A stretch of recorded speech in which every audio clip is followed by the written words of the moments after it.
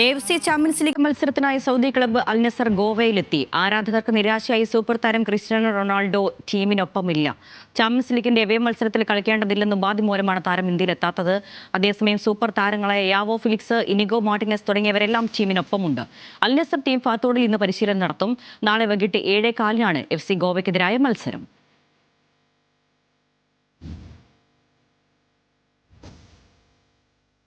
വനിതാ ഏകദിന ലോകകപ്പിൽ ഇന്ന് സൗത്ത് ആഫ്രിക്ക പാകിസ്ഥാനെ നേരിടും. വൈകിട്ട് 3 മണിക്കാണ് മത്സരം. 5 കളികളിൽ നിന്ന് 2 പോയിന്റ് മാത്രമുള്ള പാകിസ്ഥാന് ഇന്നത്തെ മത്സരം നിർണായകമാണ്. ഇത്രയും മത്സരങ്ങളിൽ 8 പോയിന്റുള്ള സൗത്ത് ആഫ്രിക്കയ്ക്ക് ഇന്ന് ജയിച്ചാൽ പോയിന്റ് ടേബിളിൽ ഒന്നാമതെത്താം.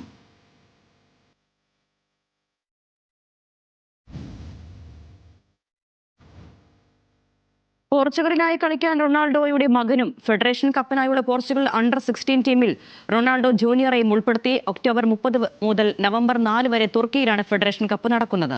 പോർച്ചുഗൽ അണ്ടർ-15 ടീമിനായി 5 മത്സരങ്ങൾ റൊണാൾഡോ ജൂനിയർ ഇതുവരെ കളിച്ചിട്ടുണ്ട്. റൊണാൾഡോയുടേതുപോലെ 7-ാം നമ്പർ ജേഴ്സിയാണ് റൊണാൾഡോ ജൂനിയറും ധരിക്കുന്നത്.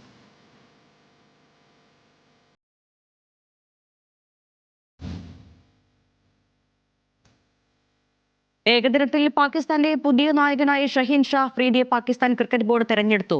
മുഹമ്മദ് റിസ്വാന് പകരക്കാരനായാണ് ഷഹീൻ ഷാ അഫ്രീദിയുടെ വരവ്. റിസ്വാനെ മാറ്റാൻ കാരണം എന്താണെന്ന് PCB വ്യക്തമാക്കിയിട്ടില്ല.